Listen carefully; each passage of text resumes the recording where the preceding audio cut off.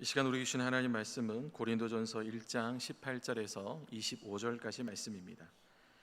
고린도전서 1장 18절에서 25절까지 주신 말씀을 제가 봉독하겠습니다. 십자가의 도가 멸망하는 자들에게는 미련한 것이요 구원을 받은 우리에게는 하나님의 능력이라. 기록된 바 내가 지혜 있는 자들의 지혜를 멸하고 총명한 자들의 총명을 폐하리라 하였으니, 지혜 있는 자가 어디 있느냐, 선비가 어디 있느냐, 이 세대의 변론가가 어디 있느냐. 하나님께서 이 세상의 지혜를 미련하게 하신 것이 아니냐. 하나님의 지혜에 있어서는 이 세상의 자기 지혜로 하나님을 알지 못하므로 하나님께서 전도에 미련한 것으로 믿는 자들을 구원하시기를 기뻐하셨도다. 유대인은 표적을 구하고 헬라인은 지혜를 찾으나 우리는 십자가에 못 박힌 그리스도를 전하니, 유대인에게는 꺼리끼는 것이요 이방인에게는 미련한 것이로되 오직 부르심을 받은 자들에게는 유대인이나 헬라인이나 그리스도는 하나님의 능력이요 하나님의 지혜니라.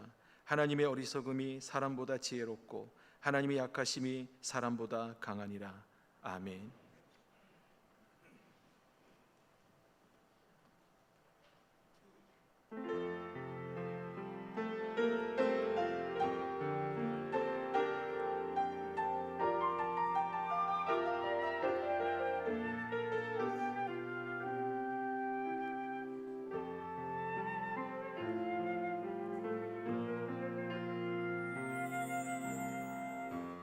중공의 강물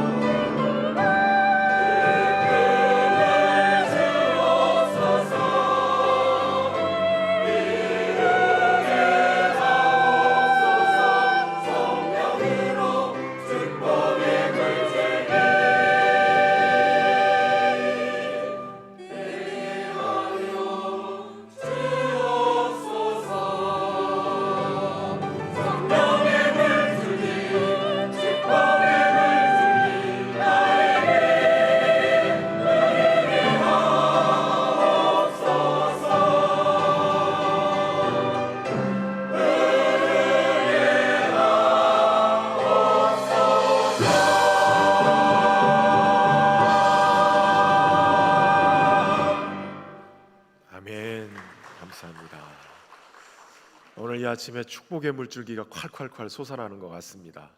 여러분의 삶의 자리가 우리 주님의 생명수가 넘치는 은혜가 있기를 주의 이름으로 축원합니다. 엊그제가 6.25 발발 70주년이었죠. 우리 신현교회는 이 6.25 전쟁과 굉장히 밀접한 관계를 가지고 있습니다. 전쟁 이후에 방공포로, 용공포로 이렇게 되어져서 한 10만 명의 포로들이 우리 거제에 내려오면서 그들이 이제 교환이 서로 이루어지면서 자유로 찾아서 떠나고 나니까 포로 수용소가 텅텅 비게 되죠. 그래서 그곳에서 황량하기 그지없던 이 고연리에 이 참화를 바라보면서 당시에 해군에서 군복무를 마치고 하나님의 부름을 받은 김철주 전도사님, 이미 신앙생활하고 있었던 손종길 박남선 씨와 함께 군 막사에서 예배를 드리기 시작하면서 우리 신현교회가 시작이 됐습니다. 1954년 3월 10일 최초의 예배를 드리기 시작하면서 미군이 쓰던 이 식당 막사를 그곳에 가마니를 깔고 그리고선 그곳에 널려 있는 집기류들 이런 걸 가지고선 같이 예배를 드렸다고 합니다. 막사에서 이제 가정으로 옮겨서 예배를 드리다가 58년 고현시장 백양 메리아스 위치에 건평 30평의 건물을 신축하고 거기서 예배를 드렸습니다. 아시는 분들은 아시겠지만 우리 교회 원래 이때 이름이 고현교회였습니다. 고현교회였는데 우리 고신 측의 고현교회가 고현교회라 그러고 현판을 딱 붙이는 상황이 돼서 우리 교회 이름을 고현제일교회 이렇게 붙였다가 77년에 지금의 신현교회로 이름을 바꾸게 되어졌습니다. 고현교회는 옛 꽃자 써서 옛날 마을, 신현교회는 새로운 마을. 교회 설립이 된 지 30년 동안 우리 교회는 미자립 교회였습니다. 그래서 지원을 받지 않고는 교회가 유지될 수 없는 상황이었습니다. 올해가 우리가 66주년이 지나고 67년째 가고 있는데 우리 교회의 반 정도가 미자립 교회였다라는 거죠. 그 미자립 교회였던 우리 교회가 그동안 하나님의 크신 은혜와 또 많은 믿음의 선배들의 헌신과 눈물의 기도를 통해서 지금 이렇게 교회가 성장하고 있으니 얼마나 감사할 따름입니까? 제가 생각할 때 코로나만 아니었어도 벌써 1,500명이 넘어갔겠다 이런 생각이 들었는데 어찌됐든 간에 오늘 49명의 항존 직분자들을 세우는 일, 이건 참 더 뜻깊은 일이다라고 생각이 듭니다. 역사 속에 많은 어려움들이 있고 또 문제들이 있었음에도 불구하고 그 숱한 어려움들 속에서 교회가 살아남을 수 있었던 이유가 무엇이었을까요? 저는 그것이 바로 십자가에서 보여주신 하나님의 능력과 지혜 때문이라고 생각합니다. 오늘 본문을 통해서 하나님의 능력과 지혜가 무엇인지 또 그것이 어떻게 나타났는지 함께 말씀을 통해서 살펴보려고 합니다. 우선 첫 번째, 하나님의 십자가의 도가 멸망하는 자들에게는 미련한 것이지만 구원을 받는 자들에게는 하나님의 능력이 된다는 사실입니다. 세상 사람들이 보기에는 십자가의 도, 십자가의 복음, 이거 미련한 것처럼 보여요. 부끄러운 것처럼 보입니다. 그러나 구원을 받는 우리에게는 이것이 하나님의 능력으로 역사합니다. 여기서 능력이라는 말은 헬라어로 듀나미스, 다이나마이트라는 뜻이죠. 폭파할 수 있는, 폭발력이 있는 그런 폭탄과 같다라는 것이, 다이나마이트를 통해서 산도 무너뜨리고 바위도 깨트려 버리고 그러는 것처럼 그 다이나마이트 같은 그 능력이 우리 안에 역사할 때 그 사람의 인생을 바꾸고 그의 삶을 바꾸고 가정뿐만 아니라 가문과 나라를 바꿀 만큼 능력이 그 안에 있기 때문에 그렇습니다. 오늘 본문에는 바로 이 십자가의 도에 대해서 어떻게 하느냐에 따라서 두 종류의 사람으로 나누죠. 십자가의 도를 미련하게 보는 사람과 구원의 능력으로 받는 사람이 있다라는 것이에요. 십자가의 복음을 미련하게 여기는 것은 사람의 지혜로, 사람이 가지고 있는 지식으로 하나님의 능력과 하나님의 지혜를 판단하고 정죄하고 무시해버리는 거예요. 그러니까 하나님의 계획보다도 하나님의 지혜보다도 자신이 더 이것은 내가 생각할 때 미련한 것이야 라고 판단하는 순간부터 그것은 하나님보다 더 위에 올라 있다라는 모습인 거지요. 사람의 지혜와 총명을 내려놓고 우리의 무지와 어리석음을 인정할 때, 그때 십자가는 지혜와 능력으로 우리에게 다가온다라는 것이에요. 여러분, 인간은 스스로 인생의 모든 문제와 구원의 문제를 해결할 수 있다라고 생각하고 그렇게 애를 씁니다. 그런데 아무리 지혜를 동원한다 할지라도 구원에 이르지 못하게 돼요. 구원의 길을 찾지도 못합니다. 이 세상에 어떤 철학자도 어떤 사상가도 우리를 구원으로 이끌 만한 그러한 학문적인 또 철학적인 사상을 얘기하지 못하고 있습니다.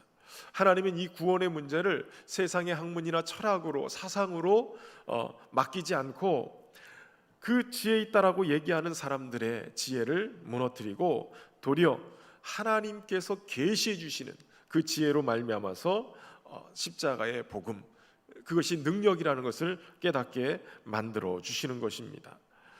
일반적으로 세상의 이치나 상식 또 지식으로 볼 때 어리석고 거스르고 미련한 것임에도 불구하고 구원을 받은 하나님 이 놀라운 십자가의 복음을 받아들인 사람들에게는 그 인생을 건져내는 놀라운 능력으로 역사해 주고 있다라는 것이죠. 전에 청복교회에 있을 때 청주의 양대산맥처럼 굉장히 청주의 복음화에 앞장서셨던 목사님이 계셨어요. 김영태 목사님과 절친이면서도 선한 경쟁자 역할을 하셨던 분이 청주 상당교회 정삼수 목사님이라는 분이십니다.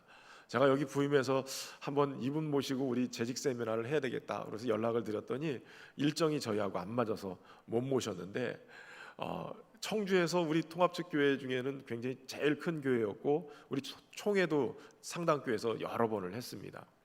근데 이 기독 공보를 보다 보니까 모처럼 우리 정삼수 목사님이 주간 논단 해가지고 논설을 써놓으신 게 있었어요. 이 얘기를 읽다가 보니까 정말 이거구나라고 느꼈던 부분이 있어서 잠깐 소개를 해드리려고 합니다. 요즘 코로나19로 인해 교회가 위기라고 말하며 코로나 이후를 위한 대책회의를 하지만 특별한 묘안은 없는 듯하다. 여기서 우리는 교회의 위기란 말을 쓰지 않았으면 좋겠다. 외적 상황에 의해 어려움을 겪은 것은 이번이 처음이 아니다. 우리의 기독교 역사 속에서 우리의 선배들은 위기라고 생각지 않고 우리가 이겨내어야 할 고난이라고 말했다. 교회의 위기는 외부로부터 오지 않는다. 교회의 주인은 하나님이시며 교회의 머리는 예수 그리스도요 교회를 운영하시는 이는 성령님이시기에 정치적 박해나 전쟁의 위협이나 경제적인 곤고함이나 전염병에 의해 교회가 위기를 맞은 역사는 없었다. 교회는 어떤 위기도 뛰어넘을 수 있는 넉넉한 면역의 재원이 있다. 하나님의 말씀과 성령의 능력과 성도의 기도가 있다. 실로 교회의 위기는 안으로부터 온다. 벌써부터 예견된 것이다. 한국 교회는 복음적인 교회인가 묻고 싶다. 대다수가 예라고 말할 것이다. 다시 묻고 싶다. 그러면 지난주 우리 교회는 성도들에게 많은 요구에 무거운 청구서를 배부했는가? 아니면 모든 것을 탕감받고 해결된 기쁨의 영수증을 나누어 주었는가?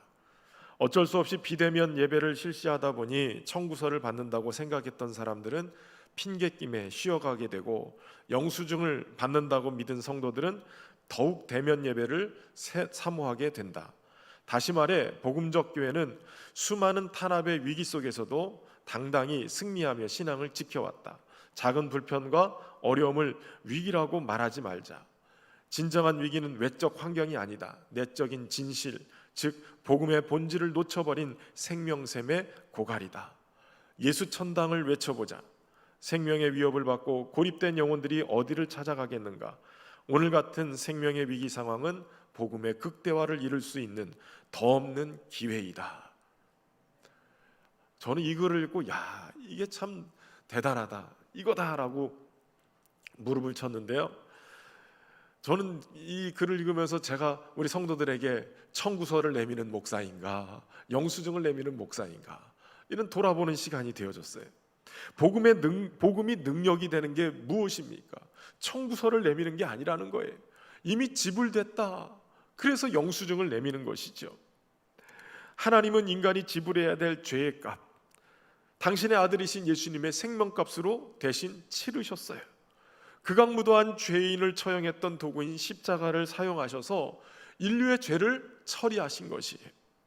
죄 없으신 예수님을 사망으로 삼킨 무덤은 스스로 불의했음을 인정하고 결국 생명의 주님을 토해내게 됐고, 주님은 우리의 모든 죄가 깨끗이 처리되었음을 알리는 부활로 당당히 일어서셨습니다.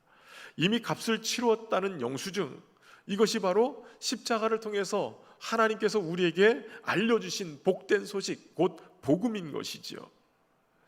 여러분, 저와 여러분은 하나님이 우리에게 베풀어 주신 이 은혜로 말미암는 값을 지불하신 그 영수증을 받은 복음의 사람인 줄로 믿으시길 바랍니다.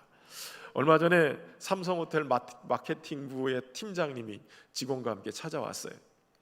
굳이 저를 만나야 되겠다는 거예요. 그러면서 이것저것 얘기를 하시는데, 가뜩이나 지금 삼성호텔 운영이 어려우니까 여기저기 이제 마케팅을 하시나 봐요. 제가 지난번에 그 기독교연합회 총무를 또 지냈기 때문에 우리 기독교연합회에 소속된 교회들을 통해서 이렇게 하면 좀 더 할인을 해주겠다 이러면서 얘기하셨는데, 올해는 좀 더 코로나 때문에 어려우니까 직접 교회 강사들 초청하시면 삼성호텔로 좀 모셔달라고 요청을 하시는 거예요. 그러면서 이것저것 얘기를 하시다가 이 어려운 시기에 목사님 특별하게 쓰실 수 있도록 호텔의 숙박이나 또 식음료를 드셨을 때 20% 할인을 할 수 있는 티켓을 하나 드리겠습니다. 이것만 제시하면 어느 곳이든지 20%를 할인받을 수 있습니다. 이렇게 하시면서 그 티켓을 저를 주고 가셨어요. 이것만 내밀면 무슨 음료를 마시든지 무슨 음식을 먹든지 20%가 그 자리에서 DC가 된다는 거예요. 여러분들은 없지만 저는 있어요. 그래서 이걸 사용하기를 원하시면 꼭 저를 데리고 가시면 되겠어요. 여러분, 20% 할인권이 아직 제가 써보지는 않았지만 이걸 쓴다 그러면 이것 굉장히 특별한 대우 받는 것 같고, 또 할인된다니까 또 그것도 특별하게 느껴지는 거예요. 기분이 좋던데요. 그런데 만약에 100% 면제권이다, 그럼 제가 여태까지 안 갔을까요? 벌써 여러 번 갔다 왔겠죠. 100% 면제권이다, 이미 값을 다 치루었고 어떤 것을 써도 100% 면제다, 그러면 얼마든지 썼겠죠. 만약에 여기 계신 분들이, 여러분 제가 너무 감사해서 2박 3일 삼성호텔 숙박 숙식 다 쓸 수 있는 값을 제가 다 지불했습니다, 그러니까 이 영수증 드릴 테니까 가서 쓰십시오 라고 하면 어떠실까요? 여러분, 이것이 십자가의 복음이에요. 이미 주님이 값을 십자가에서 다 지불해 놓으셨다는 거예요. 십자가를 바라보면서, 예수님의 그 고난의 십자가를 바라보면서 이미 지불해 되어 있는 하나님의 놀라운 은혜, 이 영수증을 저와 여러분이 받으신 줄로 믿습니다. 그러니까 받았으니 누려야지요. 받았으니 감격하고 누려야지요. 죽을 너 대신 내 아들이 죽었으니 너는 더 이상 죄로 인하여 심판받을 이유가 없다. 너에게 하나님의 자녀가 되는 권세와 천국 시민권이 부여되어 있으니 더 이상 죄의 종로로 타지 말고, 마귀의 종로로 타지 말고, 이 땅에 매여서 살지 말고 하늘 백성으로 살아야 된다. 지옥의 어둠의 권세에 사로잡혀서 거기에 묶여있는 인생이 아니라, 팔자를 두둔하면서 사는 인생이 아니라, 너의 팔자는 이미 천국밖에 못 갈 팔자로 바뀌었으니 넉넉하게 믿음 안에서 살아라. 여러분, 이것이 하나님이 우리에게 주시는 놀라운 은혜이지 않습니까? 예수 그리스도를 영접함으로 모든 인생의 위기에 빠진 사람들이 그 십자가에서 대신 지불해 놓으신 하나님의 은혜로 말미암아서 모든 것들을 깨트리고 또 부서뜨리고 묶인 것들을 풀어내고 하나님의 은혜 안에서 구원의 백성으로 서게 될 줄로 믿습니다. 저와 여러분이 이런 은혜를 받은 하나님의 백성으로 살아갈 수 있기를 주의 이름으로 축원합니다. 하나님은 그 십자가를 통해서 하나님이 우리를 얼마나 사랑하시는지를 확증해 주신 거예요. 장난이 아니고 빈말이 아니고, 오늘 우리에게 하나님이 그렇게 사랑하시기 때문에 값을 지불하셨다. 여러분, 저와 여러분이 자격이 없다라고 여겨지지만, 그러나 하나님이 자격 없는 우리지만 예수님 때문에 우리를 자격 있다라고 얘기하고 그 십자가의 능력으로 우리를 구원하신 줄로 믿으시길 바랍니다. 이것을 가지고 사는 저와 여러분 되시기를 주의 이름으로 축원합니다. 그런데 이렇게 하나님의 이 구원의 방법, 십자가의 능력을 경험할 수 있으려면 하나님이 주시는 그 은혜 안에서 주시는 지혜를 얻어야 돼요. 하나님은 이것을 아무에게나 주지 않고 이 세상의 지혜를 미련하게 하셔서 알지 못하게 하셨다라고 말씀합니다. 오히려 하나님께서 이 세상의 지혜를 아예 미련하게 했다는 거예요. 19절 20절에 이렇게 말씀합니다. 기록된 바 내가 지혜 있는 자들의 지혜를 멸하고 총명한 자들의 총명을 폐하리라 하였으니 지혜 있는 자가 어디 있느냐, 선비가 어디 있느냐, 이 시대에 변론가가 어디 있느냐. 하나님께서 이 세상의 지혜를 미련하게 하신 것이 아니냐라고 얘기해요. 하나님께서 세상의 지혜를 아예 미련하게 만드셨다라고 얘기합니다. 십자가에 못 박히신 예수 그리스도를 볼 때 유대인이나 헬라인의 관점에서는 굉장히 무능하고 어리석음의 아이콘처럼 보일 수 있어요. 유대인의 관점에서 보면 십자가에 못 박히신 것은 그리스도라고 얘기하는 하나님의 아들 메시아로는 도저히 하해서는 안 되는 일이에요. 이것은 도리어 신성모독과 같은 이야기입니다. 나무에 달리는 것은 저주받은 자의 모습이에요. 그런데 하나님의 아들이 무능하게 저주받은 모습으로 십자가에 매달리는 것, 이것은 상상할 수 없는 일이죠. 표적을 구하는 유대인이 볼 때는 십자가는 하나님의 능력이 나타나는 표적이 아니라 도리어 저주받은 자의 표적인 것이에요. 지혜를 찾는 헬라인의 관점에서 봐도 이 십자가에 못 박힌 그리스도를 통한 구원이라는 이야기는 되게 설득력이 없어 보여요. 굉장히 어리석어 보이는 거죠. 여러분, 세상은 즐길 수 있으면 즐겨야 되고 누릴 수 있으면 누려야지 왜 다른 사람 죄를 끌어안고 미련하게 십자가에 대신 주고, 이건 말도 안 되는 것처럼 여겨져요. 그런데 유대인들에게는 거리끼는 것이고 이방인에게는 미련한 것일 수밖에 없지만 오늘 본문의 22절 23절은 이렇게 얘기합니다. 유대인은 표적을 구하고 헬라인은 지혜를 찾으나 우리는 십자가에 못 박힌 그리스도를 전하니 유대인에게는 거리끼는 것이요 이방인에게는 미련한 것이로되, 이렇게 얘기하지요. 사도 바울은 도리어 미련해 보이고 약해 보이는, 거리껴지는 그러한 십자가에 못 박힌 예수 그리스도를 전한다라고 얘기하고 있어요. 사실 사도 바울을 보면 그렇게 무능력하고 미련해 보이진 않습니다. 왜냐하면 사도 바울이 행했던 일들을 사도행전에서 쭉 기록하고 있는데, 요즘 금요 성령 집회에 계속 사도행전 강해를 하고 있죠. 여기 보면 사도 바울은 하나님의 말씀을 말 그대로 미련해 보이는, 약해 보이는 십자가에 달리신 예수 그리스도를 그리스도로 증거하면서 복음을 전했는데, 성령의 은사와 권능으로 사람들이 놀랄 만한 표적을 우선하지 않고 사도 바울은 그저 미련해 보이는 이 복음을 전했다는 거예요. 사도행전 19장에 보면 사도 바울이 에베소에서 전도하다가 이 전도가 잘 먹히니까 그곳에 머무르면서 두란노 서원에서 2년 동안 가르치게 되어집니다. 그 기간 동안에 하나님이 바울의 손으로 놀라운 능력을 행하셨다라고 기록하고 있어요. 심지어는 사람들의 바울의 몸에서 손수건이나 앞치마를 가져다가 병자에게 얹기만 해도 병마가 떠나가고 악귀가 나가는 일이 있었다라고 기록해요. 아니, 이게 무슨 귀신 신나라 까먹는 소리야, 이렇게 얘기하실 수 있지만 여러분, 이 사도행전을 기록한 사람이 누구냐? 직업이 뭐냐? 바로 의사 누가요예요.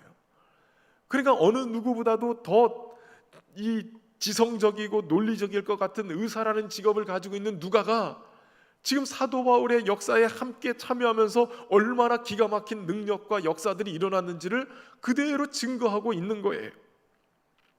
그런데 바울은 그런 능력으로 표적을 삼지 않고 도리어 십자가의 예수님을 증거하고 있었다라는 것이에요. 그의 고백처럼 모든 것을 해로 여김은 내 주 예수 그리스도를 아는 지식이 가장 고상하기 때문이라. 내가 그를 위하여 모든 것을 잃어버리고 배설물로 여김은 그리스도를 얻고 그 안에서 발견되려 함이라 라고 말씀하고 있는 거예요. 그러니까 그가 가지고 있었던 지식도, 가지고 있었던 능력도 다 그는 배설물로 여기고 있었어요. 학문적으로 부족한 사람이 아니었어요. 유대인의 율법 학교에서 최고의 명문 학교를 나왔고 율법으로는 완벽하게 꿰고 있는 사람이었어요. 그래서 회당에서 가르칠 때 하나님의 말씀으로 예수 그리스도를 주라고 증거하는데 어떤 사람도 바울을 이기지 못했어요. 심지어는 아덴에 가서 복음을 전할 때도 그 헬라 철학에 막 정통해 있는 사람들 앞에서 여러 철학의 이야기를 하면서 그들의 시인의 식기까지도 사용해서 쓸 정도로 바울은 굉장히 지식적으로도 탁월한 사람이었어요. 그런데 이 모든 것들을 다 배설물처럼 여겨버리는 이유가 무엇이냐? 십자가의 예수 그리스도, 십자가에 못 박히신 예수 그리스도가 바로 하나님의 지혜이기 때문에 그렇습니다. 세상의 지혜라고 하는 철학적 지식의 능력이 아니고 오직 하나님의 구원의 방편은 바로 십자가의 능력, 십자가의 지혜를 통해서 이루시는 복음의 능력이기 때문에 그렇습니다.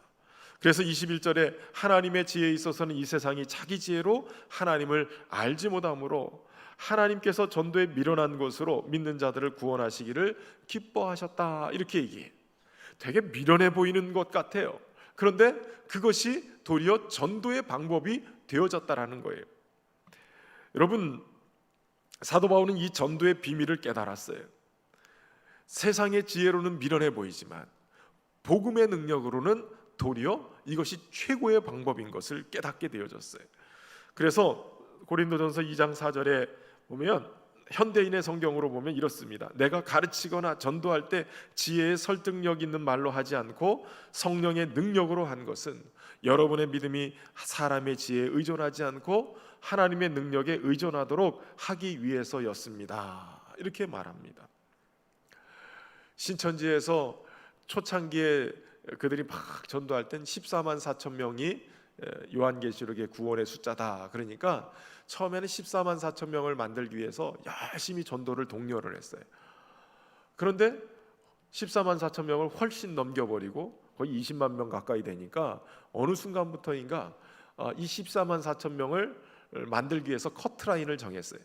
그래서 전국에서 시험을 봅니다. 흰 옷을 입고 쫙 앉아가지고 시험을 봐서 14만 4천 명의 커트라인을 넘겨야 구원을 받는 거예요. 여러분은 오늘 감사하셔야 돼요. 제가 여러분과 함께 신현교회 교인으로 봤는데 여러분 성경 시험 보고 80점 이상 받겠습니다. 여러분 날마다 그런 시험을 보셔야 돼요. 근데 아마도 14만 4천 명이 넘었기 때문에 모르겠어요. 코로나 때문에 다시 회개하고 돌아오는 사람들이 있어서 커트라인이 낮아졌을지는 모르겠는데, 그런데 그렇다면 그 사람은 계속 시험을 봐서 구원의 그 커트라인에 들어와야 되는 거예요. 여러분, 그렇게 따지면 똑똑한 사람들, 지혜 있는 사람들, 배운 사람들, 이런 사람들만 구원을 받게 되어져요. 그런데 그것이 아니라 하나님의 방법은 도리어 세상의 지혜를 패어버리시고 미련하게 보이는 그것을 믿으면 구원받게 만드신 거예요.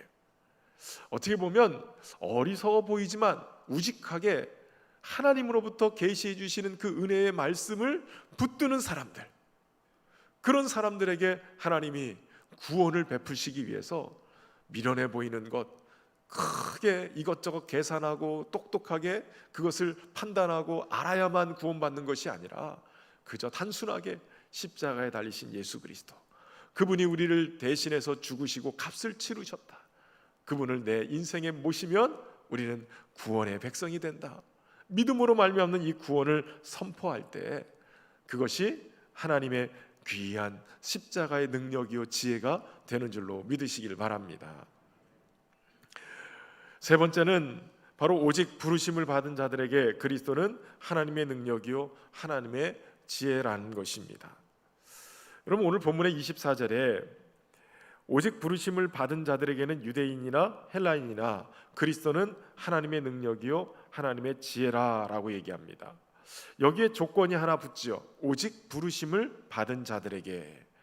이것이 헬라인이나 유대인이나 상관없이 어느 누구든지 부르심을 받은 자들에게 그리스도가 하나님의 능력이요 지혜라는 거예요.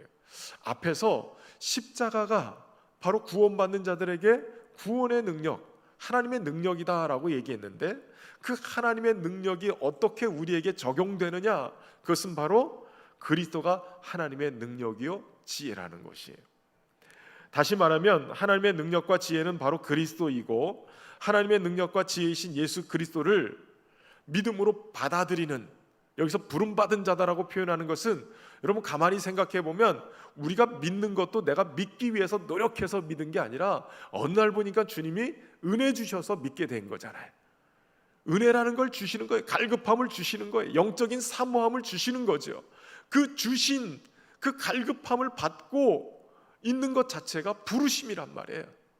여러분들 오늘 이렇게 코로나 위기 속에서 마스크 쓰고 이렇게 예배의 자리 나오고 영상 앞에 서게 되는 것은 영적인 갈급함 때문에, 하나님은 영적인 갈급함을 우리에게 주시고 그걸로 인해서 우리를 불러주시는 거예요. 땡겨주시는 거죠. 그러니까 부르심을 받은 자들에게는 예수 그리스도가 하나님의 능력과 지혜로 경험된다는 말인 것이에요. 하나님의 능력과 지혜의 최고의 방법은 바로 예수 그리스도신 거죠.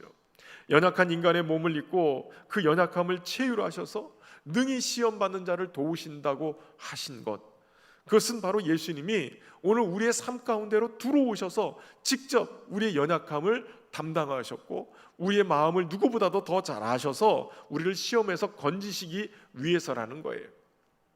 다시 말하면 죄에서, 삶의 자리에서, 묶임에서 건져내시는 방법은 멀리서 그냥 손만 내밀어 가지고 이렇게 끌어올리시는 게 아니라 친히 주님이 구원의 밧줄을 허리에 동여매고 물에 빠져있는 우리 인생을 수영하고 들어오셔서 그냥 끌어안고 우리를 들고 올라가시는 것이에요. 그러기 위해서 주님은 성육신하셔서 우리의 인생 가운데 찾아오신 것이지요. 그 예수님이 바로 하나님의 능력이고 하나님의 지혜라는 것이에요. 300여 곡의 우리나라 가요에 아주 히트곡을 낸 작사가가 있어요. 김이나라는 여자 작가인데요. 이분이 쓴 보통의 언어라는 책에 공감에 대해서 썼는데 굉장히 제가 설득력 있는 말이다라고 생각이 들어서 잠깐 소개를 해드리려고 그래요. 통하는 마음, 곧 공감은 디테일에서 나온다, 이렇게 시작을 합니다. 디테일이라는 말은 아주 세심하게 세세하게 관심을 갖는 그 부분을 얘기를 하는 거예요. 사실은 이분이 노래를 만들었던 작사 중에 엘리라는 가수가 부른 저녁 하늘이라는 노래가 있는데, 이 가사가 사실은 자신의 어린 시절을 추억하면서 굉장히 남들이 알지 못하는 개인적인 이야기를 가지고 가사를 썼다는 거예요. 어린 시절 엄마가 외국에서 일하셨는데 1년에 한두 번 정도만 한국에 들어와서 가족들과 있다가 그렇게 간다는 거예요. 그런데 엄마를 이제 보내면서 배웅하고 돌아오는데 늘 같은 시간대 이 저녁 하늘이 너무나도 가슴에 사무쳐서 어느 순간부터인가 엄마에 대한 그리움 때문에 저녁 하늘을 아예 보기를 싫어했다는 거예요. 그러니까 그런 내용들을 이 저녁 하늘이라는 노래의 가사로 다 쓴 거예요. 그랬는데 물론 이 에일리라는 가수가 노래를 잘해서일 수도 있지만 어느 가사보다도 더 많은 사람들이 공감하고 막 그냥 좋아해 주더라는 거예요. 그동안 이 김이나 작가는 많은 사람의 공감을 얻기 위해서 어떤 글을 쓸 때는 좀 더 덜 구체적이고 그냥 넓은 테두리의 이야기를 쓰면 이 사람도 걸리고 저 사람도 걸리고 그러니까 많은 사람이 공감할 수 있다라고 생각을 했는데, 도리어 이 저녁 하늘이라는 가사, 지극히 개인적이고 지극히 아무도 모르는 그런 경험을 풀어서 썼는데 도리어 사람들이 많이 공감을 해주더라는 거예요. 그래서 이게 뭔가라고 고민을 하고 생각해 보니 이 공감이라는 것이 이런 것이다라는 거예요. 잠깐 짧게 읽어드리면 이렇습니다. 공감은 기억이 아닌 감정에서 나온다. 즉 상황의 싱크로율이 같지 않더라도, 심지어 전혀 겪지 않은 일이라 해도 디테일한 설명이 사람들의 내밀한 기억을 자극해 같은 종류의 감정을 이끌어내는 것이 바로 공감을 사는 일일 것이다. 사람들에게는 저마다의 감정 서랍이 있다. 상황에 대한 기억은 흐릿해질지라도 그때 느낀 감정들은 어딘가에 저장이 된다. 공감에 대한 생각이 바뀐 이후 내가 겪지 않은 일에도 조금 더 적극적인 위로를 할 수 있을 것 같은 용기가 생겼다. 감정의 서랍은 냉장고와 달라서 열고 닫을수록 풍성해진다. 비록 나의 경험치가 아닌 일임에도 진심으로 내 마음속에 서랍을 열면 누군가를 위로할 수 있을 것이다. 저는 이 글을 읽다가 그래서 예수님이 인간의 몸을 입고 오셨구나. 너무나도 디테일하게 세심하게 인간의 연약함을 직접 체휼하시고 주님이 몫으로서 그 소년 가장의 역할을 하셨지만 그 주님이 경험하셨던 모든 것들이 모든 사람의 아픔을 한꺼번에 다 이해할 수 있는 그런 공감의 행위셨구나. 더 나아가서는 하나님의 영이시고 예수님의 영이신 성령님을 우리 안에 보내주신 것은 바로 우리의 아픈 세세한 그 아픔과 상처를 주님이 다 보듬으시기 위해서 우리 안에 들어와 사시는구나. 이것을 깨닫게 되어졌어요. 여러분, 주님은 우리의 아픔을 아세요. 우리의 고통도 아세요. 우리의 모든 연약함들을 주님이 공감해 주고 계시는 거예요. 한 번은 신대원 예수 동행 제자 훈련에 참여한 한 전도사님이 왜 제자 훈련을 받으려고 합니까? 이렇게 물었더니 대답을 이렇게 하더랍니다. 예수님과의 사랑을 회복하고 싶어서 왔다 이랬습니다. 신학교에 들어갈 때는 예수님 없이는 못 살 것 같아서 그래서 신학을 한다고 들어왔는데 이제 신대원에 딱 들어와 있어 보니까 지금은 예수님 없이 못 살 것 같던 지금이 어느 순간부터 예수님 없이 너무나도 잘 살고 있는 내 모습을 보면서 그러면서 제자 훈련 받아야 되겠다. 그러고 들어왔다는 거예요. 여러분, 구원받은 우리의 삶에 그리스도가 빠지면 아무것도 아니에요. 주님만으로 살아야 되는 거예요. 그런데 어느 순간부터인가 우리의 마음속에 예수님 없이도 너무나도 잘 살고 있다면 이거 뭐가 문제가 있는 것 아니겠어요? 여러분, 복음은 단순히 예수 믿으면 죄 사함 받고 천국 간다 이것이 아니에요. 복음은 예수 그리스도 그분이 우리 안에 들어와서 하나님의 능력과 하나님의 지혜로 우리를 살아가게 만드는 것이에요. 그저 예수님이 죽으셔서 우리의 죄를 속죄하셨다, 야 영수증 여기 있어 라고만 얘기하시는 것이 아니라 그분이 우리와 함께 우리가 한 번도 가보지 못했던, 우리가 한 번도 누려보지 못했던 그 하나님의 나라를 경험하며 살 수 있도록 우리 안에서 역사하고 계시는 것이에요.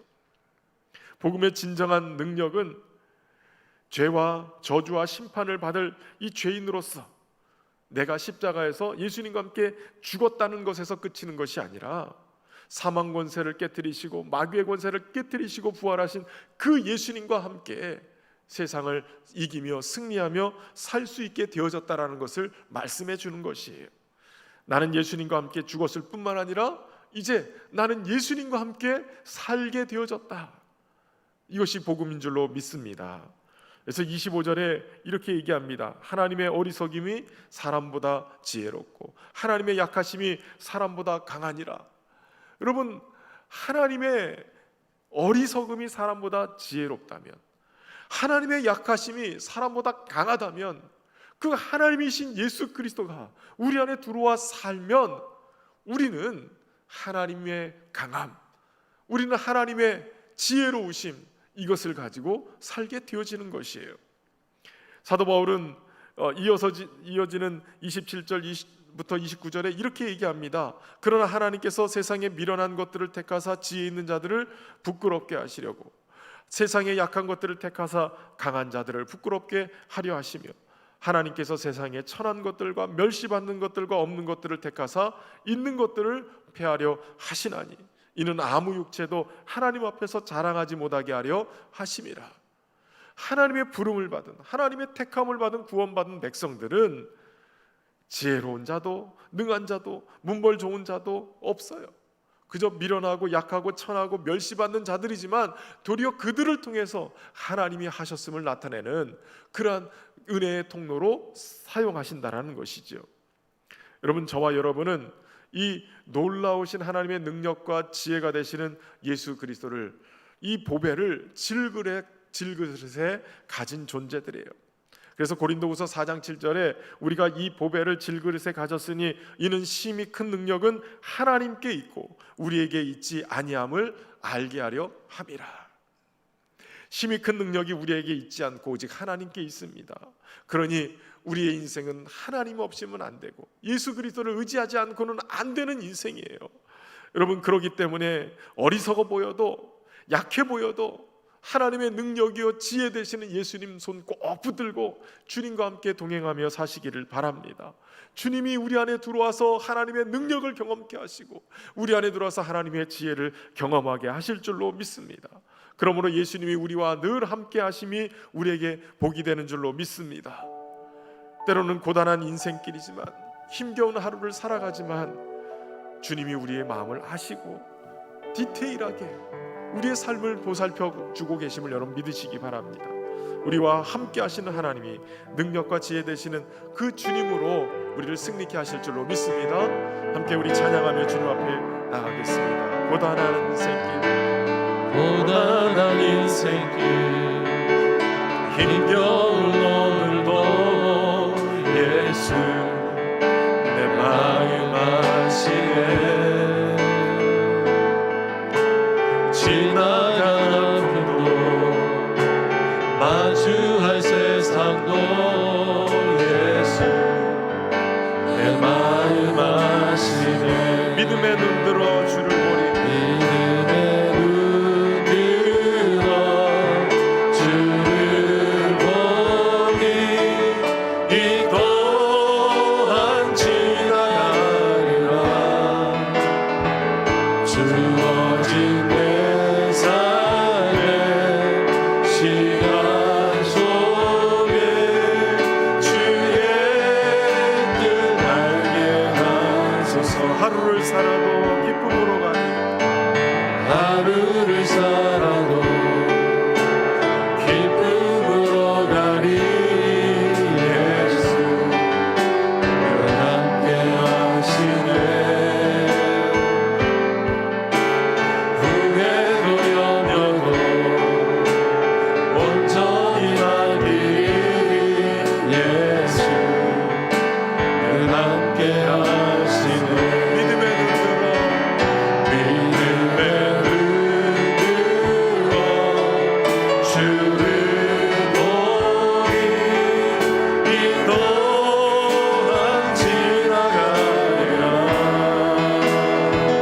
주어진 내 삶의 시간 속에 주의 뜻.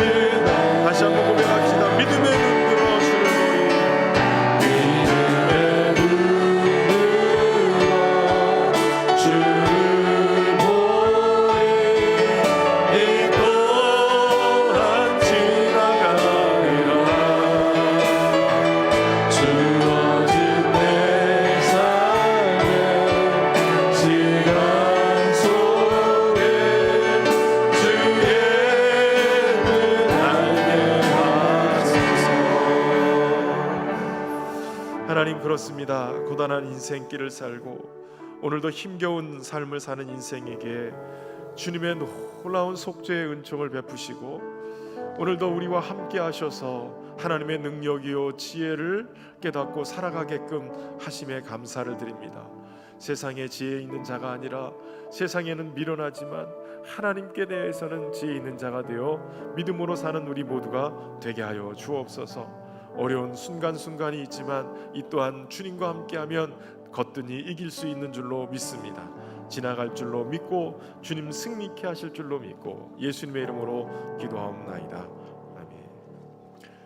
다 함께 일어나셔서 봉헌하겠습니다.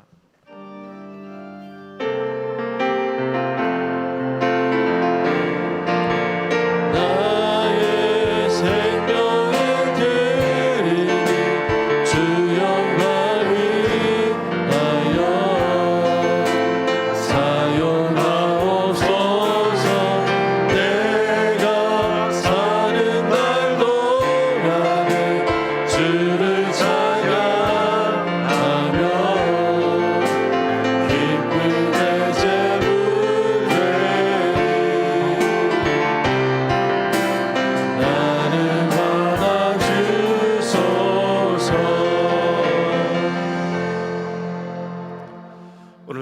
베풀어 주신 은혜에 감사하며 정성을 다해 우리 성도들이 귀한 예물 올려드립니다.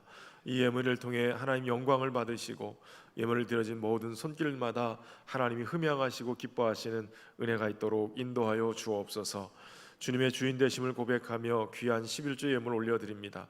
하나님, 저들의 삶을 받으시고 주인 되셔서 다스려 주시되 저들의 일터가 안정되어지고 산업이 부흥하게 하셔서 하나님이 마음껏 축복하시는 축복의 통로 되게 하여 주옵소서.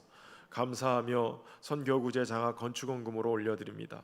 이 예물을 통해 하나님 영광을 받으시고 쓰여지는 곳곳마다 주의 사랑이 증거되어지며 생명 살리는 귀한 일들이 있도록 인도하여 주옵소서.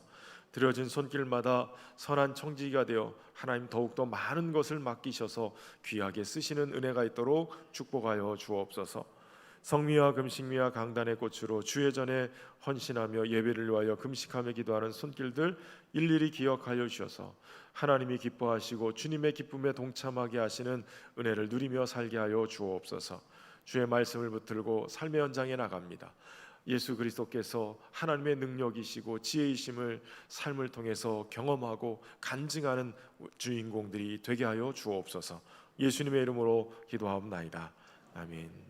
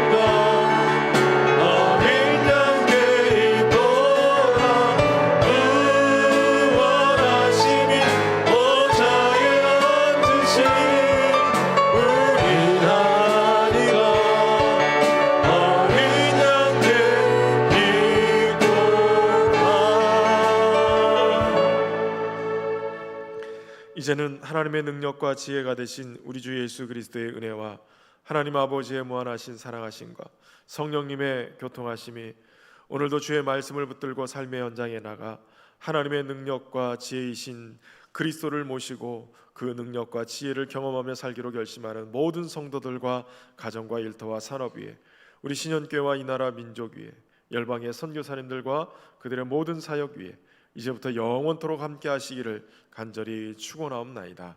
아멘.